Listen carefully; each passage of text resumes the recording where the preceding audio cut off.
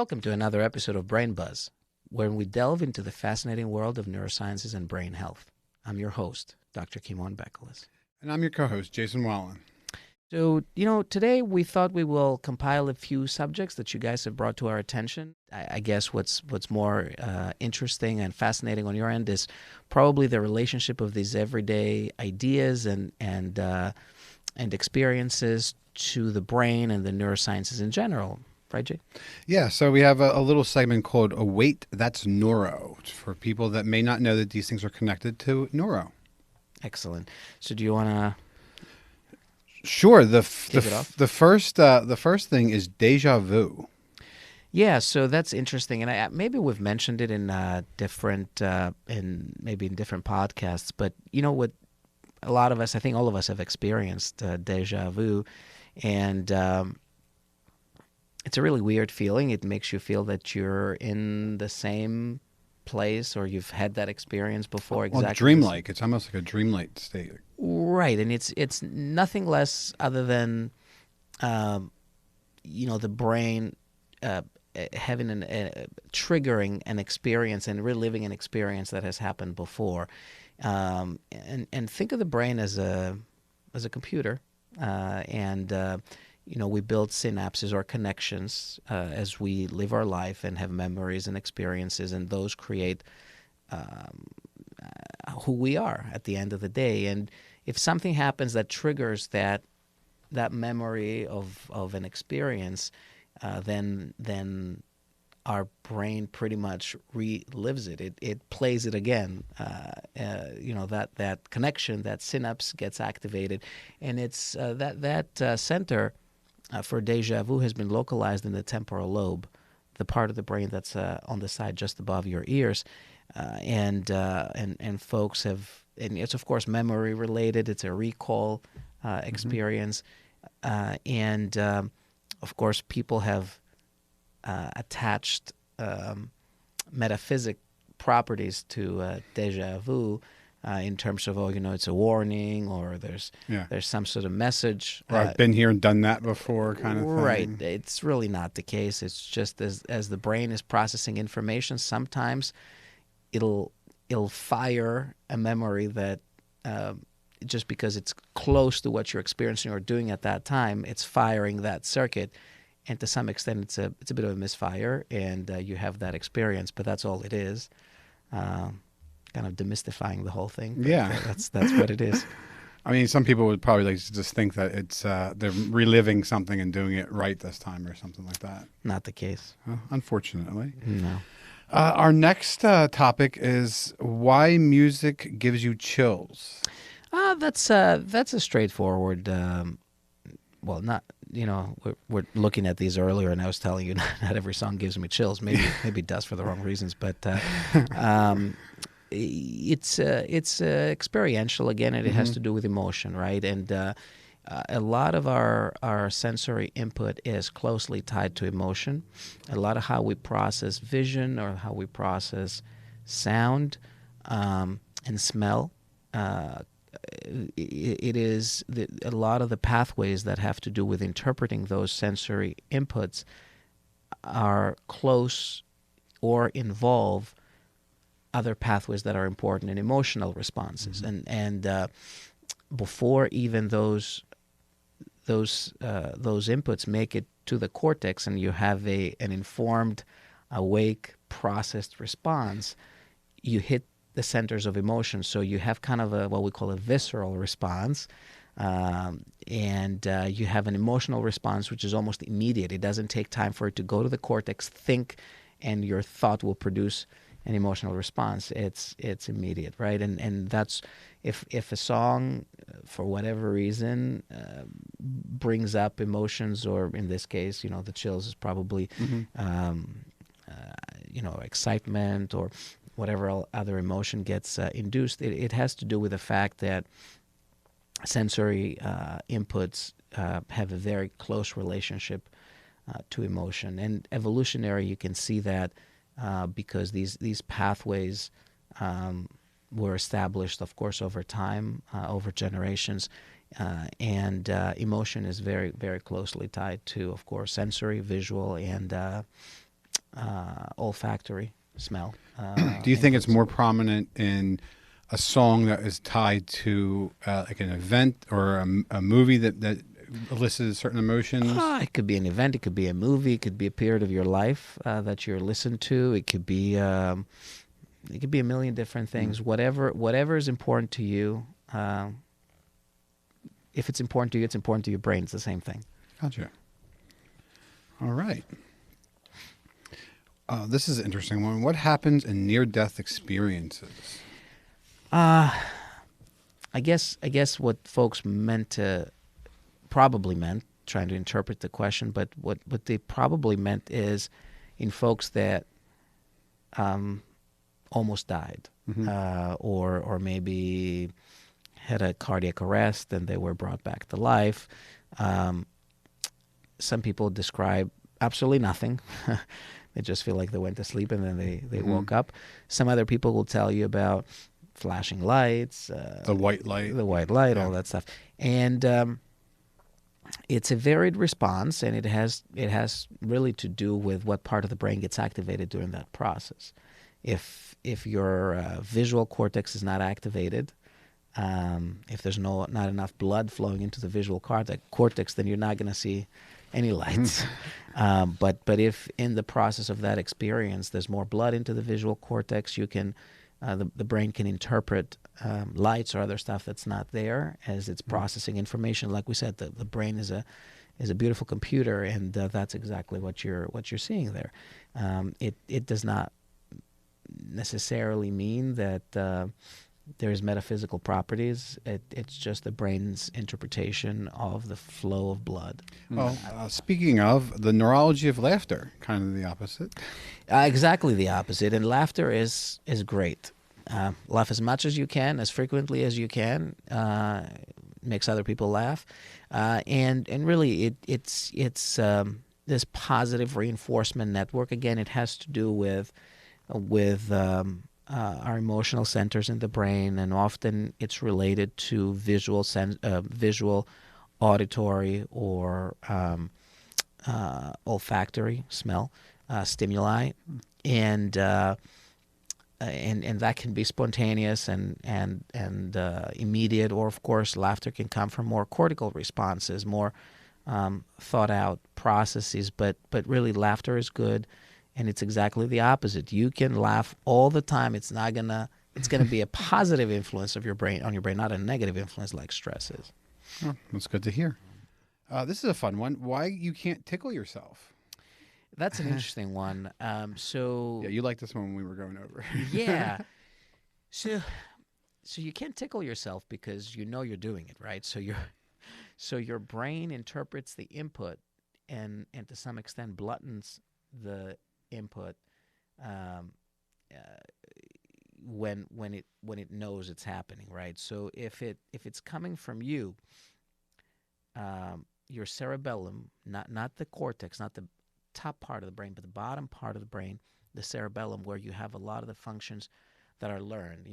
For example, when you're riding a bicycle after you've been doing it all your life, or when you're playing the piano, when you're an experienced piano player, when you're at work doing what you always have done, the cerebellum takes over. If you've learned a function and it's almost mechanical at that point, then the cerebellum takes over. So that's almost automated. So that's the part of the brain that does that work, and that's the part of the brain responsible for this inability to tickle yourself. So the cerebellum, when it perceives that you're about to you're performing a function that can result in you being tickled, it predicts that self-generated touch, and it dampens that sensation, so you can't really tickle yourself. It's interesting. That was a good Try one. it. Off camera. Phantom limb pain. So phantom limb pain is a very, very, very interesting and unfortunate at the same time problem. So what happens is when folks have an amputation, and with the United States being involved in wars over several years in the past, there were a lot of amputees that so a lot of experience has been accumulated on this topic. When you have an amputation, the brain that's used to you having an arm or a leg is having a bit of a hard time. These connections in the brain exist. So the brain has learned to interpret the presence of an arm in space and time. It doesn't rely on input from that part of the body always. It's built memory in the existence of these limbs, and when these limbs are not there, you can feel that you still have that limb. You can still have that arm or that leg. That's why it's called phantom, like a phantom, like a ghost limb. And that part can develop pain. That part that's missing, and if that's the case, it's a very, very tough pain to deal with. One of the most challenging diseases for pain management, and we had Eric Finet here talking to us about pain management. And that's one of the most challenging things they deal with. But that's exactly what it is. It's the interpretation of the brain for a limb that's not there anymore. Yeah, and that's unfortunate that it manifests as pain, like you said. Yeah. Okay, how stress changes your brain? We all deal with that. Yeah, and we should deal with it less and less, honestly. Your brain under stress, under chronic stress. So acute stress, meaning I'm singing at a concert and I'm stressing out before I get on stage. That's productive, and it'll help you perform at the best of your ability. That's acute stress or situational stress. And that's a mechanism that's been evolutionary. It is there to allow you to perform at a higher level. So stress is good in that way. Okay. Chronic stress, where you cannot really handle change or the requirements of your everyday life or whatever it is, being stressed all the time, that's a problem. And it is a problem because your brain is on drugs at that point. You have this constant cortisol response, and the synapses change, your memory is affected, your emotional response is affected. So stress is one of those things that in the appropriate setting, it is absolutely amazing. It's a lifesaver, and that's why evolutionary it remained to this day, because folks that had that response were able to survive over time, but versus the ones that didn't and didn't end up doing very well. But then if you do not handle your stress appropriately, and if you don't have a mature response to stress, you will start affecting your brain and it'll start derailing your life. So if you find yourself in a situation like that, you definitely should, if you cannot get on top of it, you should seek therapy and find healthy ways to get over stress, because it could be detrimental to your brain health. Why do we dream? Dreaming is really is just really the way the brain learns. What happens is we go about our life and, we experience a million different things. And there are things that we consciously experience, like this conversation right now. And there's other things that we're unconsciously experiencing, but the brain is recording.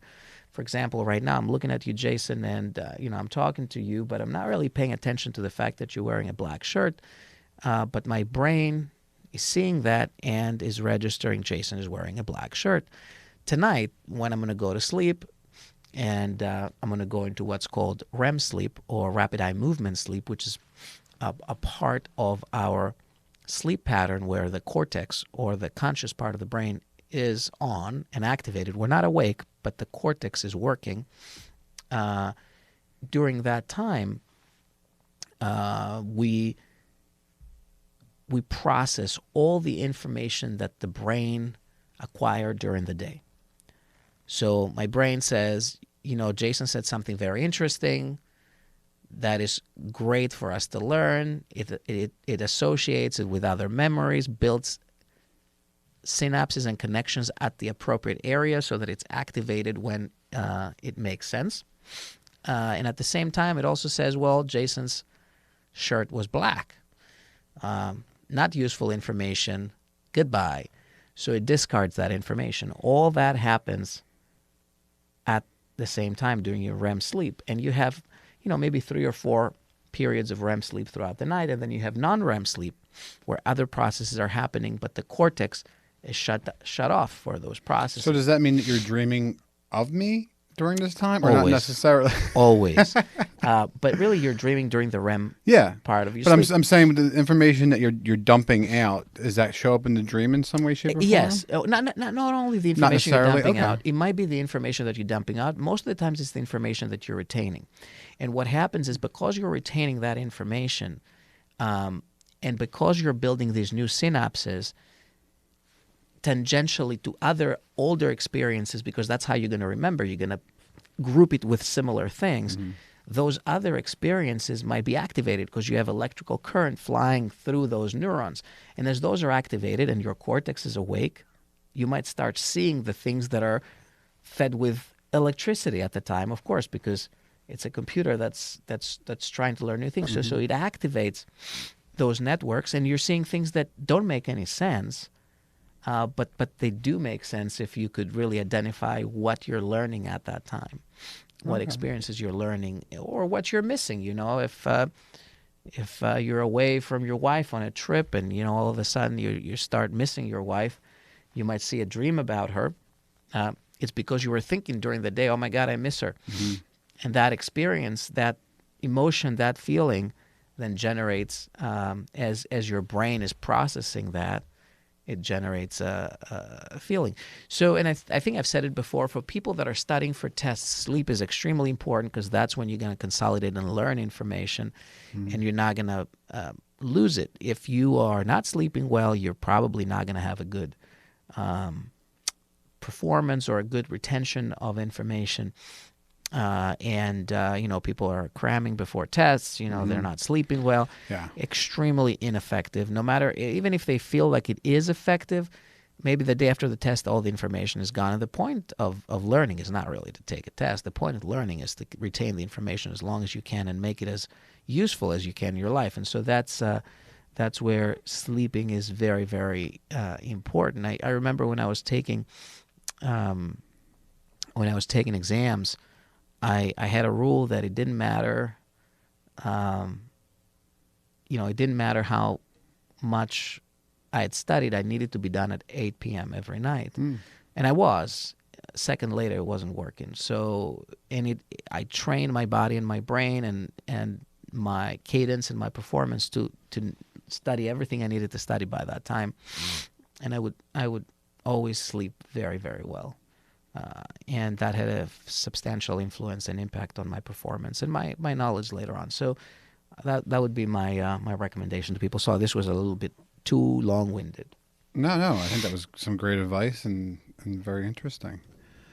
Sleep paralysis, still in sleep. That goes hand in hand with dreaming. It's part of the same thing. Never experienced, thank God. Yeah, so some people experience it. It's people that are tend to have more lively sleep patterns. But what happens is you feel like you're awake and nothing moves. Right?